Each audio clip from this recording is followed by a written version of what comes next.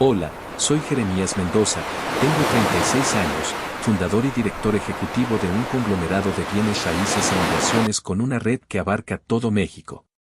La gente suele describirme como un emprendedor exitoso, un líder audaz y un testimonio viviente de construir una carrera desde cero.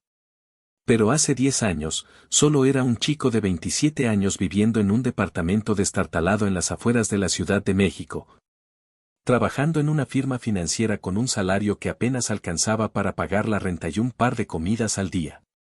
No tenía grandes sueños, ni planes ambiciosos. Solo intentaba no ser arrastrado por el torbellino de la vida, buscando un punto de apoyo, algún tipo de significado para mí.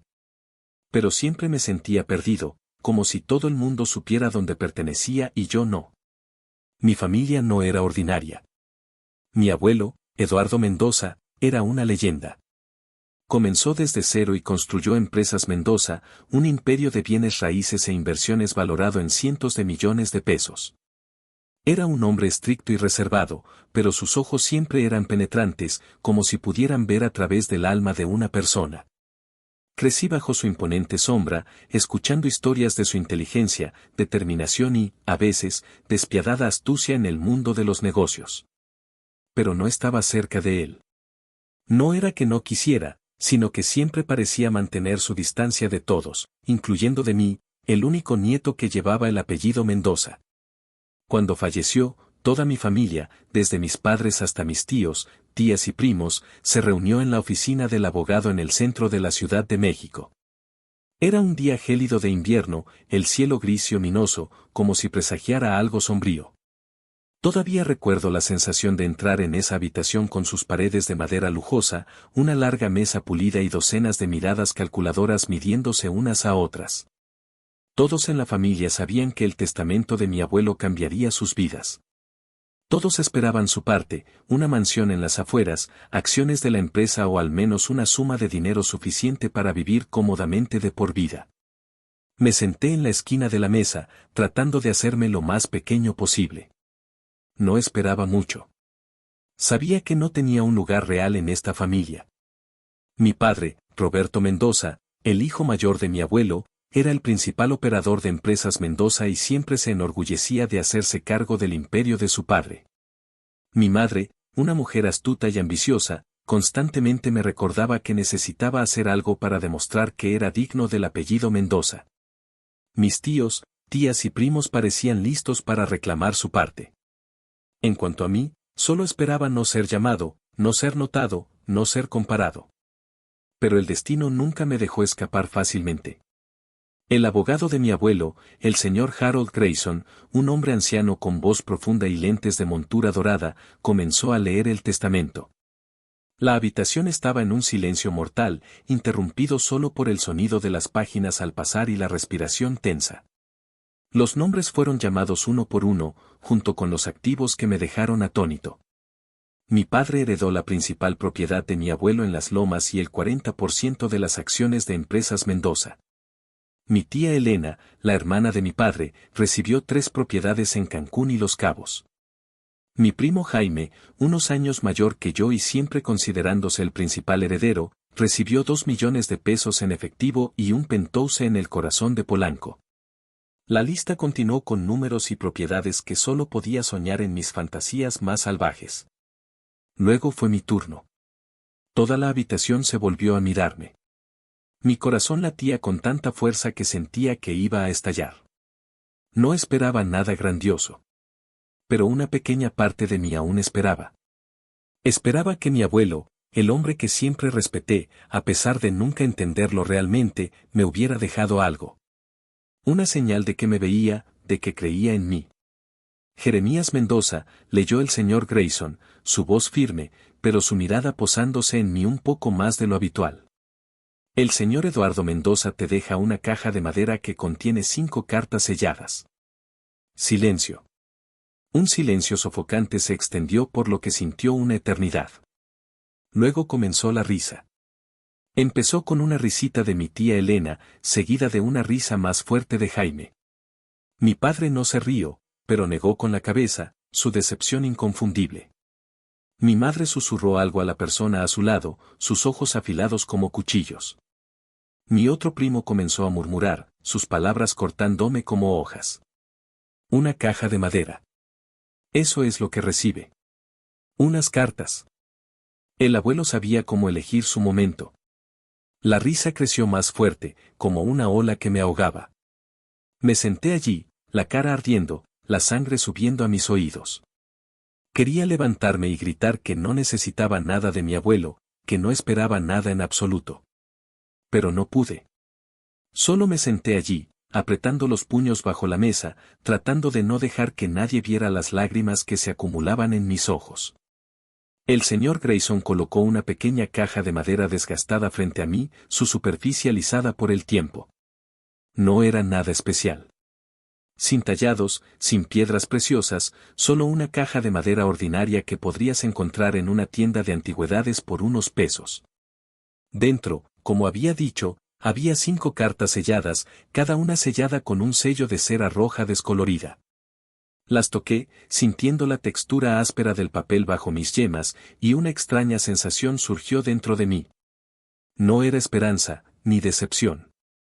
Era como una pregunta, un misterio que no sabía cómo resolver. Eso es todo, dijo Jaime, su voz goteando sarcasmo. El abuelo sabía cómo sorprender a la gente. Jeremías, deberías abrir una oficina de correos, eso se ajustaría a tu pila de cartas. La habitación estalló en risas nuevamente. No respondí. Solo miré la caja, sintiendo algo pesado presionando mi pecho. Después de la lectura del testamento, salí de la oficina del abogado sin decir una palabra a nadie. No quería ver la lástima en los ojos de mi madre ni escuchar más burlas de Jaime. Aferrando la caja de madera, salí a las gélidas calles de la Ciudad de México. El viento cortante me atravesaba, haciéndome tiritar. Me sentía más pequeño que nunca, como si todo el mundo se estuviera riendo de mí. Había esperado, aunque solo un poco, que mi abuelo me dejara algo. No dinero ni propiedades, sino una señal de que creía en mí, de que no me veía como la persona inútil que mi familia pensaba que era. De regreso a mi departamento, coloqué la caja sobre la mesa de la cocina y la miré durante horas. No quería abrirla. Una parte de mí tenía miedo de decepcionarme nuevamente. Y otra parte no quería enfrentar la realidad de que esto era todo lo que mi abuelo me había dejado. Pero la curiosidad finalmente ganó. Tomé un abrecartas y rompí cuidadosamente el sello de cera en el primer sobre. Dentro había una carta escrita a mano. La escritura fuerte y resuelta, inconfundiblemente la de mi abuelo. El mensaje era breve, pero hizo que mi corazón latiera con fuerza. Jeremías, eres el único que he elegido para llevar a cabo esta tarea. Entrega las 5 cartas restantes a las direcciones que he proporcionado. Si tienes éxito, una parte del verdadero legado te esperará. No me decepciones. Debajo del mensaje había una lista de 5 direcciones que se extendían desde Puebla hasta Jalisco. Sin explicaciones, sin pistas, solo una simple pero enigmática solicitud. Entrega estas cartas. Me hundí en una silla, la mente dándome vueltas. ¿Qué era esto?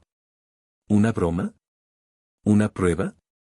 ¿O solo la forma en que mi abuelo se burlaba de mí incluso después de su muerte? Mi familia tenía razón. Quizás solo era un cartero involuntario, el remate de la última broma de mi abuelo. Pero en el fondo, una pequeña voz susurraba que estas no eran solo cartas. Algo más grande, algo más significativo me esperaba. No lo sabía entonces, pero acababa de embarcarme en un viaje que cambiaría mi vida para siempre.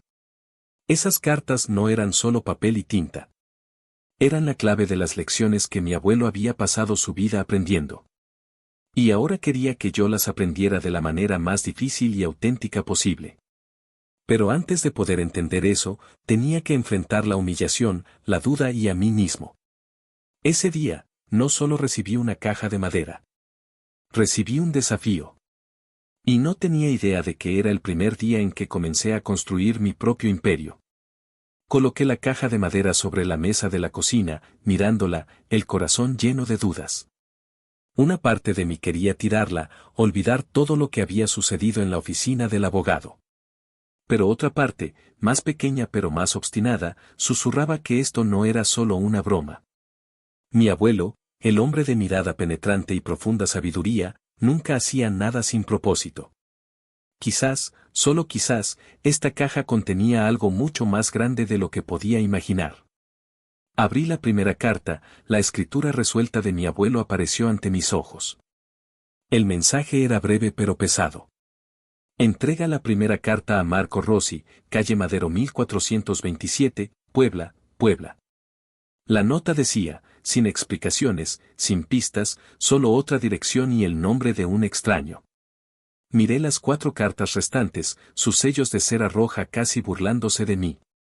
Mi familia tenía razón. Solo era un mensajero, un chico de los mandados en el extraño testamento de mi abuelo. Pero no tenía nada que perder. Mi trabajo era aburrido, mi vida insignificante. Si esto era un juego, lo jugaría hasta el final, si solo para demostrar que no era el fracaso que pensaban que era. Tomé 3 días libres del trabajo, reuniendo todo mi valor para comenzar este viaje. Puebla, Puebla, estaba a más de 5 horas en auto desde la Ciudad de México. Coloqué la caja de madera en el asiento del pasajero de mi viejo Honda Civic, cuyo motor gemía como si se quejara del viaje. El largo camino se extendía frente a mí y encendí la radio para ahogar los pensamientos caóticos en mi cabeza. Pero no podía sacarme la inquietud. ¿Quién era Marco Rossi? ¿Por qué mi abuelo lo había elegido? ¿Y por qué a mí? Alguien a quien nadie tomaba en serio para esta tarea. Puebla apareció ante mí al final de la tarde bajo un cielo gris en el frío mordiente de un invierno poblano. La pequeña y pacífica ciudad tenía calles empedradas y modestas casas de madera. Me detuve frente al 1427 de la calle Madero. Una pequeña casa desgastada con un patio delantero lleno de herramientas de carpintería y tablones dispersos. Un letrero de madera que decía Taller de Madera Rossi colgaba flojamente junto a la puerta, balanceándose con el viento. Respiré hondo, aferré la carta con fuerza y toqué la puerta. La puerta se abrió para revelar a un hombre de mediana edad con cabello entrecano, un rostro curtido y ojos brillantes y vivaces. Llevaba una camisa de franela con las mangas arremangadas cubiertas de acerrín. ¿Quién eres?, preguntó, su voz profunda con un ligero acento italiano. Soy Jeremías Mendoza, respondí, tratando de mantener la voz firme a pesar de mi corazón latiendo con fuerza. Estoy aquí para entregar esta carta de mi abuelo, Eduardo Mendoza. Sus ojos se estrecharon como si el nombre despertara un recuerdo lejano. Tomó la carta de mi mano, rompiendo cuidadosamente el sello de cera. Me quedé allí, incómodo, sin saber qué decir o hacer. Marco Rossi leyó la carta, sus manos temblaban ligeramente, su rostro cambiando de sorpresa a emoción. Me miró, sus ojos ahora llenos de un sentimiento que no podía descifrar del todo. Esta carta, dijo, su voz quebrándose. ¿Sabes lo que dice? Negué con la cabeza, la curiosidad creciendo dentro de mí. No, solo me dijeron que la entregara. Marco me invitó a entrar y entré en un espacio pequeño pero acogedor, lleno del aroma de madera fresca y barniz. Colocó la carta en la mesa junto a una taza humeante de café. Siéntate, Jeremías, dijo, su voz baja pero sincera. Creo que deberías escuchar esta historia. Marco comenzó a contar su historia. Hace más de 20 años, era un carpintero inmigrante italiano que llegó a América con el sueño de construir su propio taller de carpintería. Pero la vida era difícil. Nadie creía en su talento. Nadie quería contratar a un inmigrante desconocido. Trabajé en trabajos ocasionales, sobreviviendo en una casa de huéspedes destartalada, mi sueño se desvanecía lentamente, dijo Marco, su voz amarga. Me llamaban inútil. La gente me miraba como un fracaso sin futuro. Entonces mi abuelo entró en su vida. Eduardo Mendoza, ya un hombre de negocios exitoso en ese momento, conoció a Marco por casualidad en una tienda de muebles. Vio las sillas, mesas y gabinetes que Marco había elaborado a mano y reconoció su talento. No solo compró mi trabajo, dijo Marco, sus ojos iluminándose. Me prestó dinero sin intereses para comenzar mi taller. Dijo, Marco, creo que puedes hacerlo. Solo no te rindas. Gracias a ese préstamo, Marco construyó su taller.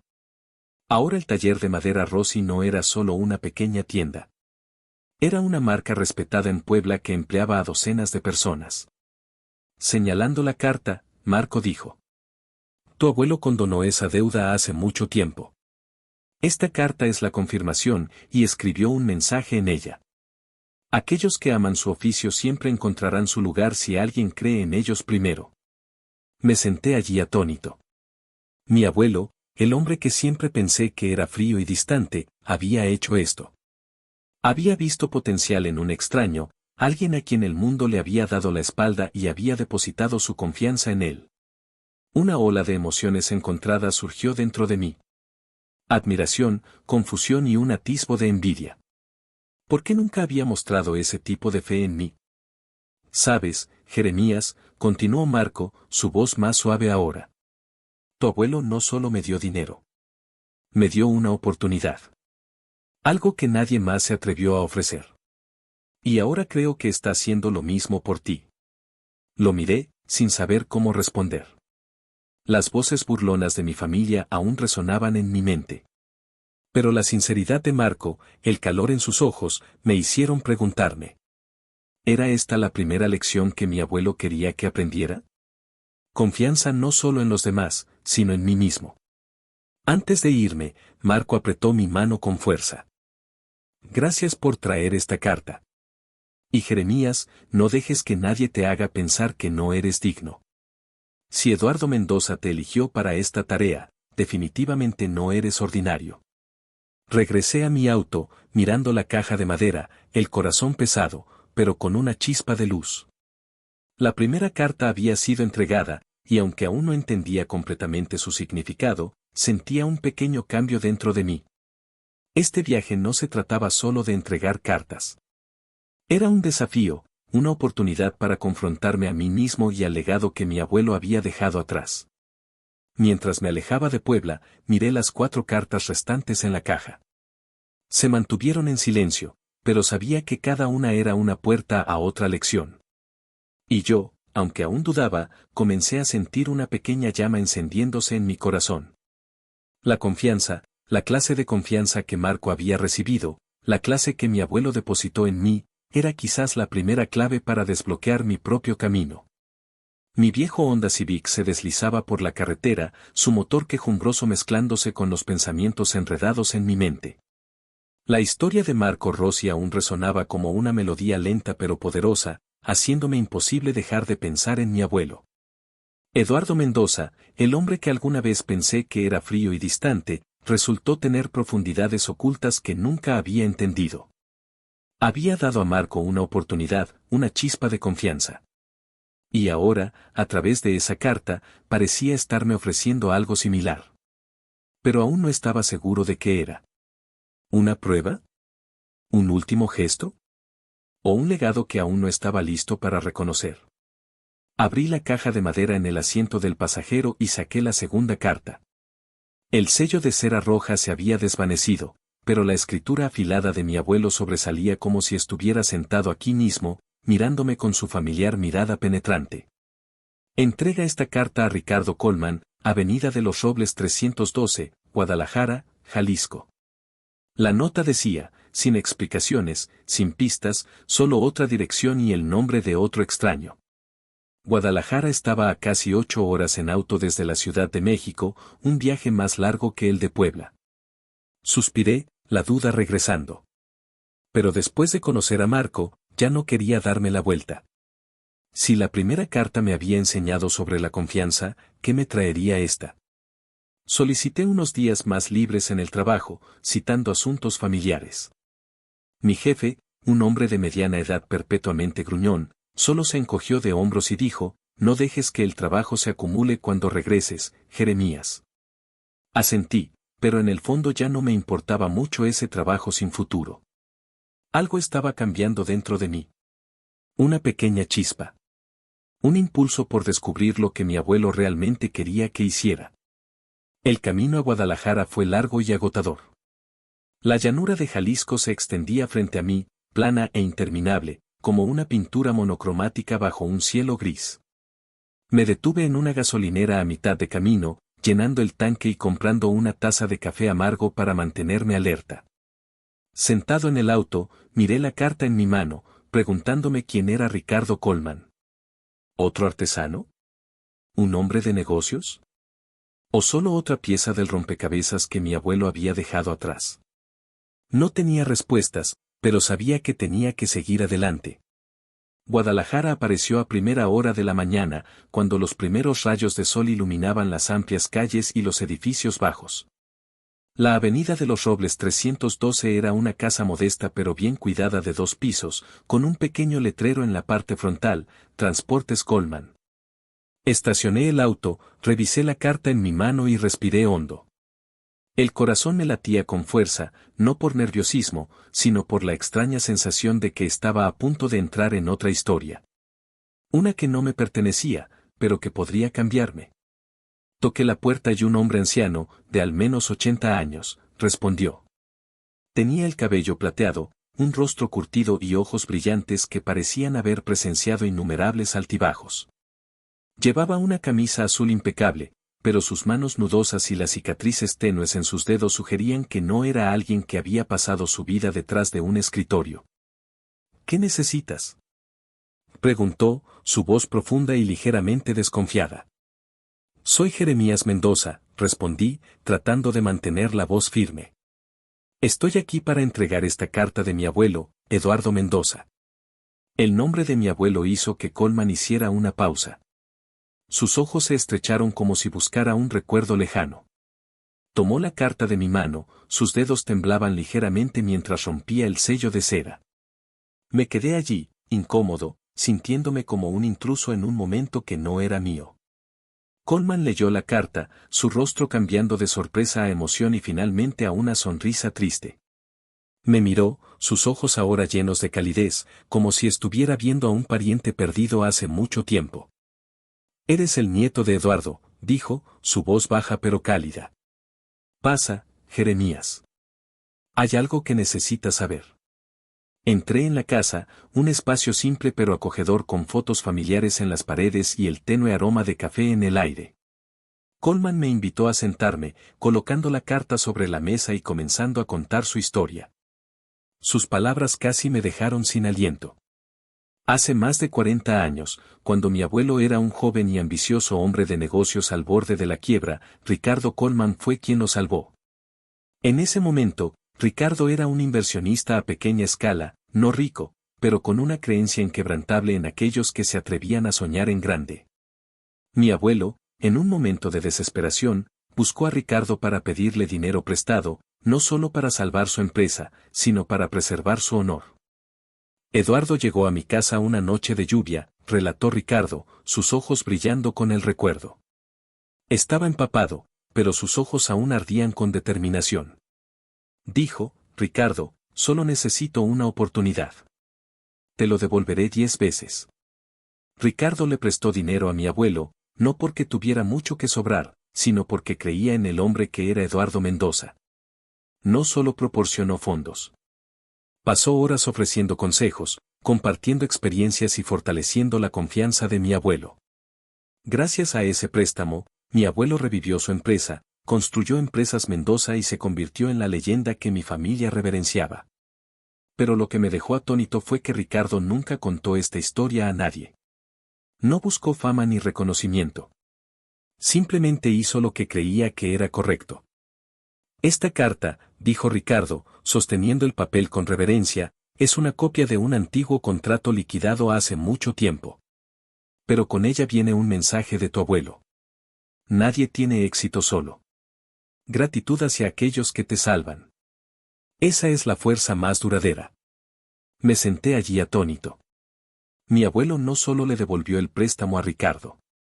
Años después, cuando Ricardo mismo enfrentó la ruina, su empresa de transporte quebró y la prensa lo tachó de fracaso, mi abuelo intervino silenciosamente para ayudarlo a reconstruirse. No se jactó ni exigió gratitud.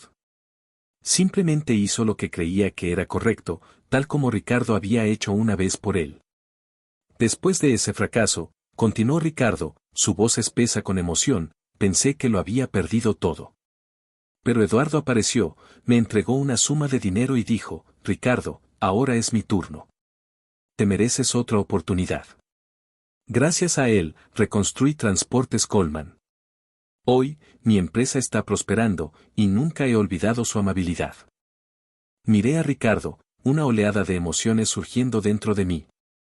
La gratitud, la clase de gratitud que mi abuelo y Ricardo compartían, no era solo palabras.